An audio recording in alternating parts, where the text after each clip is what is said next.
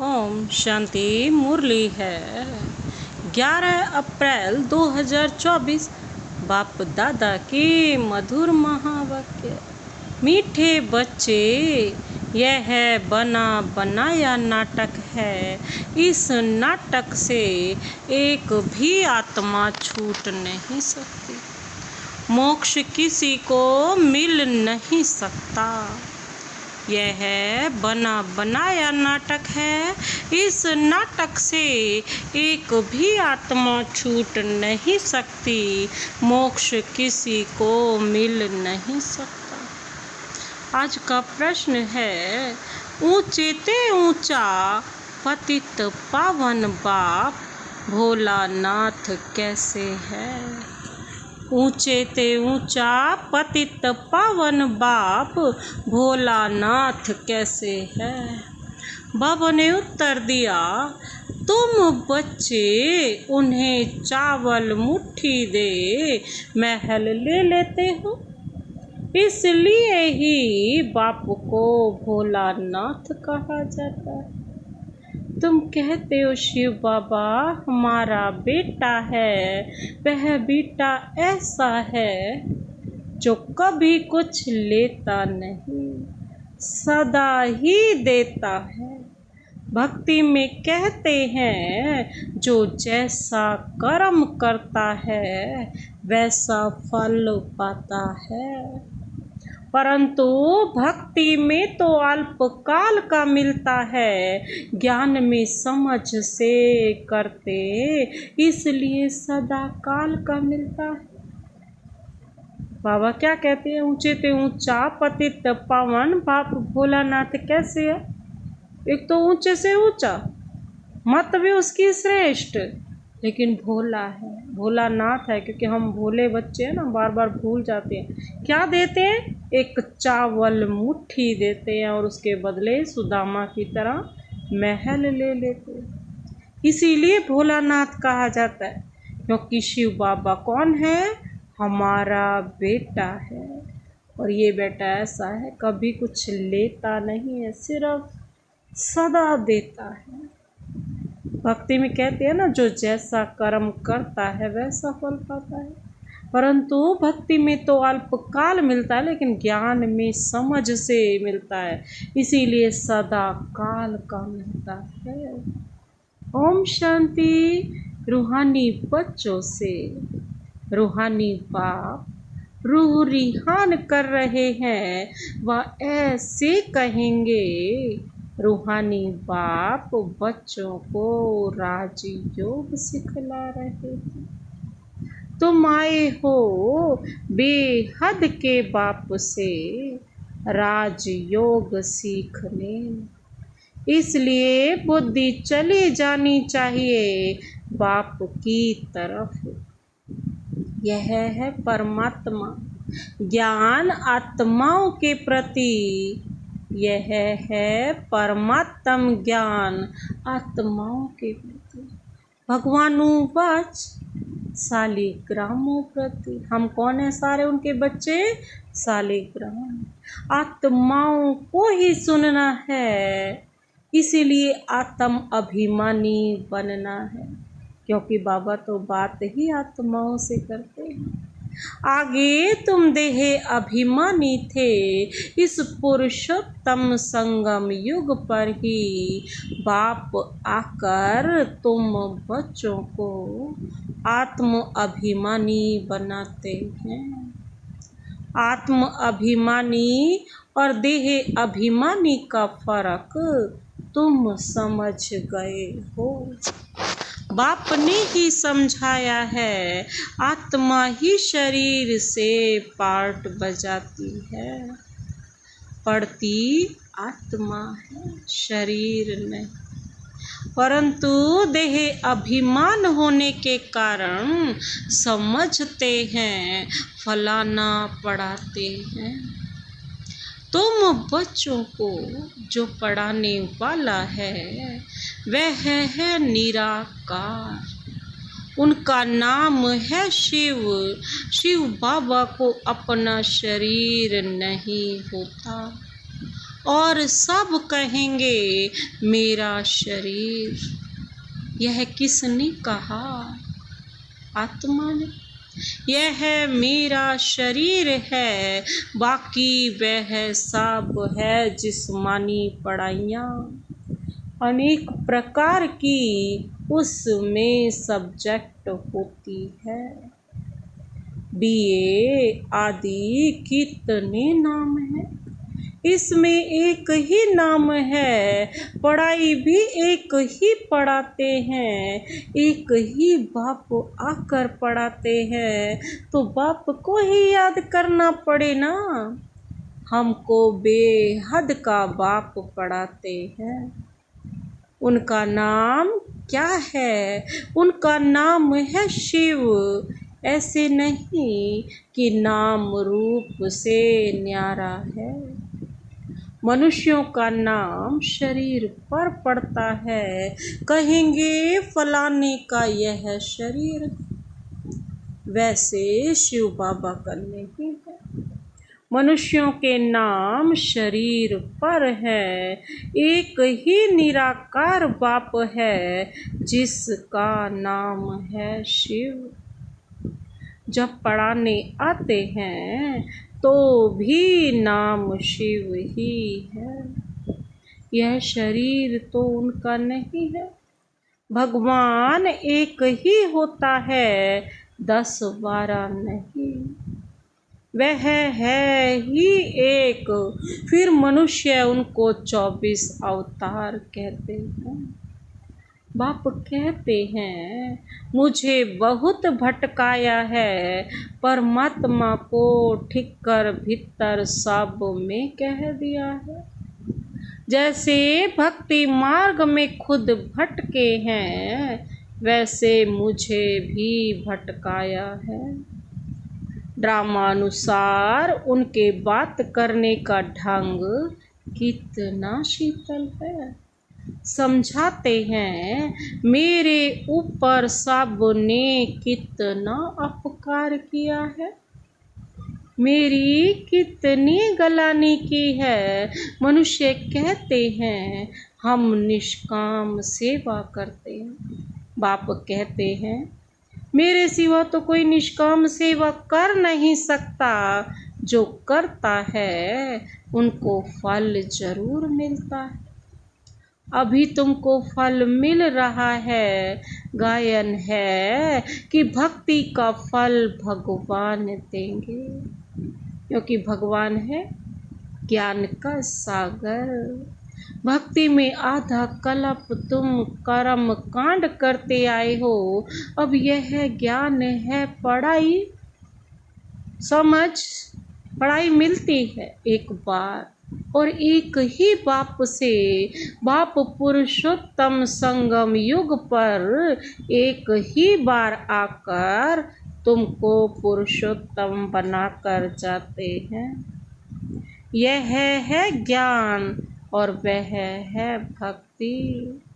आधा कल्प तुम भक्ति करते थे, अब जो भक्ति नहीं करते हैं उनको वहम पड़ता है कि पता नहीं भक्ति नहीं की तब फलाना मर गया, बीमार हो गया, परंतु ऐसे है नहीं।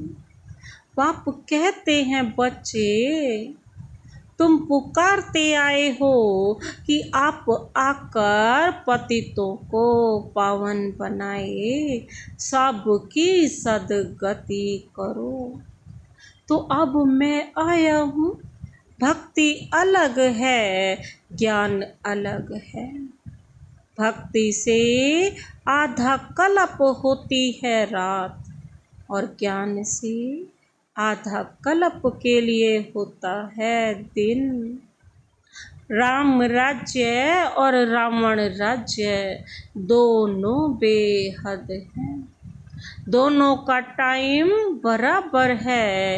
इस समय भोगी होने कारण दुनिया की वृद्धि जास्ती होती है। आयु भी कम होती है, वृद्धि जास्ती ना हो, उसके लिए फिर प्रबंध रचते हैं।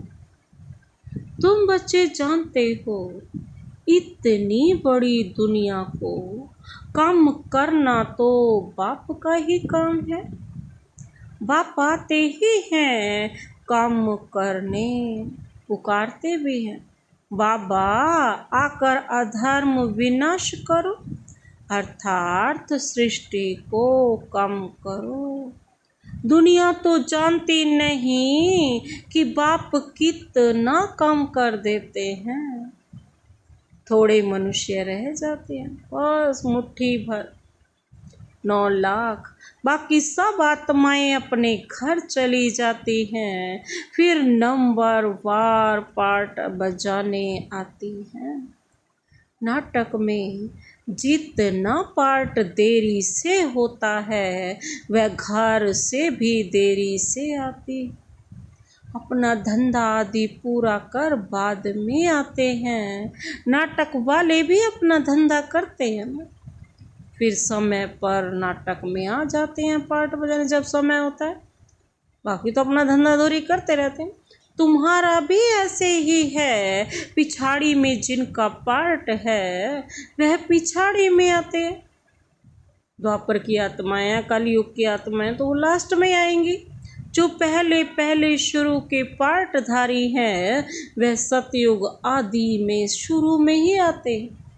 पिछाड़ी वाले देखो तो अभी आते ही रहते हैं, टाल टालियां पिछाड़ी तक आती रहती हैं। इस समय तुम बच्चों को ज्ञान की बातें समझाई जाती हैं और सवेरे याद में बैठते हो। वह है ड्रिल, आत्मा को अपने बाप को याद करना है, योग अक्षर छोड़ दो। इसमें मूंझते हैं, याद अक्षर डालो, कहते हैं हमारा योग नहीं लगता है। बाप कहते अरे बाप को तुम याद नहीं कर सकते हो, क्या यह अच्छी बात है? याद नहीं करेंगे तो पावन कैसे बनेंगे? बाप है ही पतित पावन। बाप आकर ड्रामा की आदि मध्यांत का राज समझाते हैं। यह वैरायटी धर्म और वैरायटी मनुष्यों का वृक्ष है। सारी सृष्टि के जो भी मनुष्य मात्र हैं सब पार्टधारी हैं। कितने ढेर मनुष्य हैं, हिसाब निकालते हैं। एक वर्ष में इतने करोड़ पैदा हो जाएंगे, फिर इतनी जगह ही कहाँ है? तब बाप कहते हैं मैं आता हूँ लिमिटेड नंबर करने। जब सभी आत्माएं ऊपर से आ जाती हैं, हमारा घर खाली हो जाता है। बाकी भी जो बचत है वह भी आ जाती है। झाड़ कभी सूखता नहीं, चलता आता है। पिछाड़ी में जब वहाँ कोई रहता नहीं, फिर सभी जाएंगे। नई दुनिया में कितने थोड़े थे, बाबा कहते अब कितने ढेर हैं। शरीर तो सब का बदलता जाता है, वह भी जन्म वही लेंगे जो कलप कलप लेते हैं। यह वर्ल्ड ड्रामा कैसे चलता है, सिवाय बाप के कोई समझा ना सके। बच्चों में भी नंबर वार पुरुषार्थ अनुसार समझते। बेहद का नाटक कितना बड़ा है, कितनी समझने की बातें हैं। बेहद का बाप जो ज्ञान का सागर है, बाकी तो सब लिमिटेड है। वेद शास्त्र आदि कुछ बनाते हैं, जास्ती तो कुछ बनेगा नहीं, तुम लिखते जाओ शुरू से लेकर तो कितनी लंबी चौड़ी किताब बन जाए। सब छपता जाए तो मकान से भी बड़ी किताब बन जाए। इसलिए बढ़ाई दी है। सागर को स्याही बना दो, फिर यह भी कह देते कि चिड़ियाओं ने सागर को हप किया। तुम चिड़ियाएं हो, सारे ज्ञान सागर को हप कर लेती। तुम अभी ब्राह्मण बने हो, तुमको अब ज्ञान मिला है। ज्ञान से तुम सब कुछ जान गए हो। कलप कलप तुम यहाँ पढ़ाई पढ़ते हो, उसमें कुछ कम जास्ती नहीं होना। जितना जो पुरुषार्थ करते हैं उनकी उतनी प्रारब्ध बनती है। हर एक समझ सकते हैं हम कितना पुरुषार्थ कर कितना पद पाने के लायक बन रहे हैं। स्कूल में भी नंबरवार इम्तिहान पास करते हैं। सूर्यवंशी चंद्रवंशी दोनों बनते हैं। जो नापास होते हैं वह चंद्रवंशी बनते हैं। मारा मारी की हिस्ट्री बना दी है। इस समय है ही मारा मारी। तुम जानते हो जो जैसा कर्म करते हैं उनको ऐसा फल मिलता है। जैसे कोई हॉस्पिटल बनाते हैं तो दूसरे जन्म में उनकी आयु बड़ी और तंदुरुस्त होंगे। कोई धर्मशाला स्कूल बनाते हैं तो उनको आधा कल्प का सुख मिलता है। यहाँ बच्चे जब आते हैं तो बाबा पूछते हैं तुमको कितने बच्चे हैं, तो कहते हैं 3 लौकिक और 1 शिव बाबा, क्योंकि यह वह वर्षा देता भी है तो लेता भी है। हिसाब है, उनको लेने का कुछ है नहीं, क्योंकि वह तो दाता है। चावल मुट्ठी देकर तुम महल ले लेते हो, इसलिए भोलानाथ है। पतित पावन ज्ञान सागर है। अब बाप कहते हैं यह भक्ति के जो शास्त्र हैं उनका सार समझाता हूँ। भक्ति का फल होता है आधा कल्प का। सन्यासी कहते हैं यह है सुख काग विष्टा समान है, इसलिए घर बार छोड़ जंगल में चले जाते हैं। कहते हैं हमारे को स्वर्ग के सुख नहीं चाहिए जो फिर नरक में आना पड़े। हमको मोक्ष चाहिए, जन्म मरण के चक्कर से ही रहित हो जाए। परंतु यह याद रखो कि यह बेहद का नाटक है। वो मोक्ष का अर्थ यही समझते हैं ना, तो इसीलिए वो कहते हैं यह है बेहद का नाटक। इस नाटक से कभी आत्मा छूट नहीं सकती है। बना बनाया है तब गाते हैं बनी बनाई बन रही। परंतु भक्ति मार्ग में चिंता करनी पड़ती है। जो कुछ पास किया है वह फिर होगा। 84 का चक्र तुम लगाते हो, वह कभी बंद नहीं होता है। बना बनाया है, इसमें तुम अपने पुरुषार्थ को उड़ा कैसे सकते हो। तुम्हारे कहने से तुम निकल नहीं सकते हो। मोक्ष को पाना ज्योति ज्योत समाना, ब्रह्म में लीन होना यह एक ही है। अनेक मतें हैं, अनेक धर्म हैं, फिर कह देते हैं तुम्हारी गत मत तुम ही जानो। तुम्हारी श्री मत से सद्गति मिलती है। सो तुम ही जानते। तुम जब आओ तब हम भी जाने और हम भी पावन बने। पढ़ाई पढ़ें और हमारी सदगति हो। जब सदगति हो जाती है तो फिर कोई बुलाते ही नहीं है। इस समय सबके ऊपर दुखों के पहाड़ गिरने हैं। खूने नाहक खेल दिखाते हैं और गोवर्धन पहाड़ भी दिखाते हैं। अंगुली से पहाड़ उठाया, तुम इसका अर्थ जानते हो।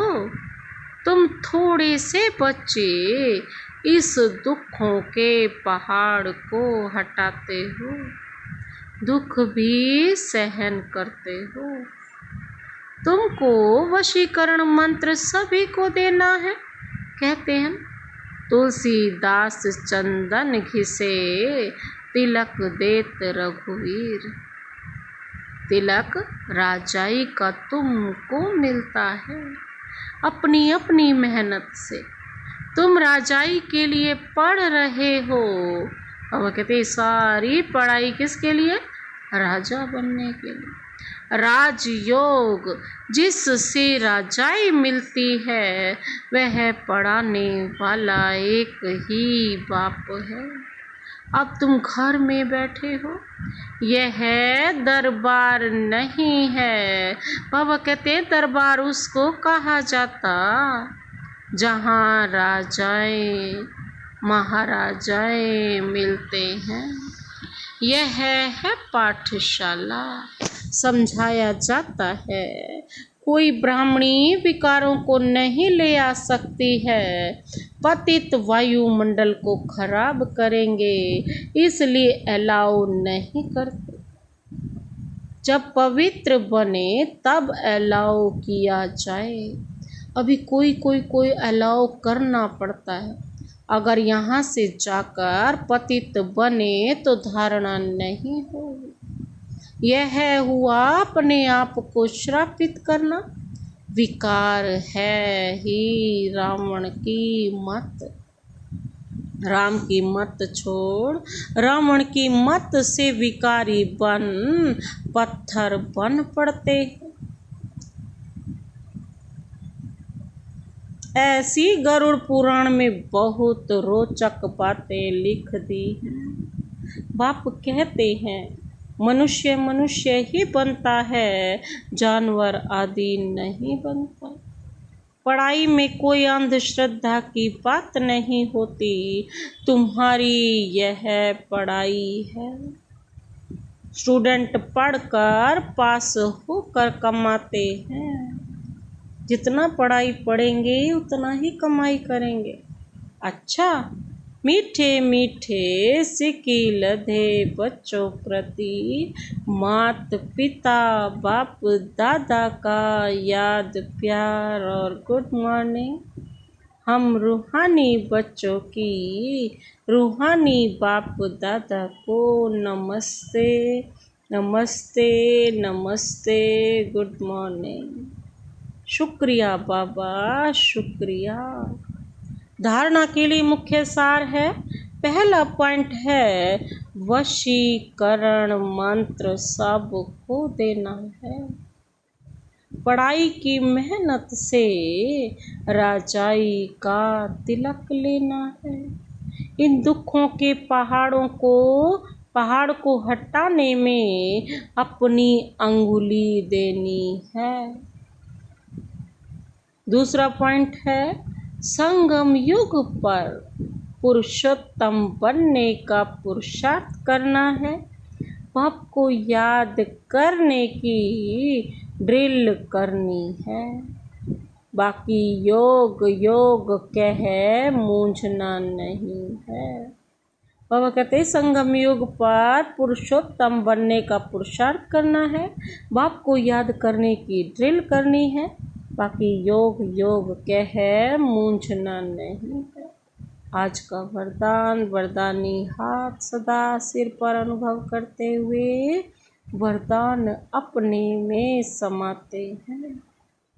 सेवा में विघ्नों को उन्नति की सीढ़ी समझ, आगे बढ़ने वाले निर्विघ्न सच्चे सेवाधारी भव। सेवा में विघ्नों को उन्नति की सीढ़ी समझ, आगे बढ़ने वाले निर्विघ्न बच्चे सेवाधारी भव। विस्तार है। सेवा ब्राह्मण जीवन को सदा निर्विघ्न बनाने का साधन भी है, और फिर सेवा में ही विघ्नों का पेपर भी ज़्यादा आता है। निर्विघ्न सेवाधारी को सच्चा सेवाधारी कहा जाता है। विघ्न आना यह भी ड्रामा में नूंद है। आने ही हैं और आते ही रहेंगे, क्योंकि यह विघ्न व पेपर अनुभवी बनाते हैं। इसको विघ्न न समझ अनुभव की उन्नति हो रही है। इस भाव से देखो तो उन्नति की सीढ़ी अनुभव होगी और आगे बढ़ते जाएंगे, आगे बढ़ते रहेंगे। आज का स्लोगन है, विघ्न रूप नहीं विघ्न विनाशक बनो। विघ्न रूप नहीं विघ्न विनाशक बनो। अच्छा, ओम शांति।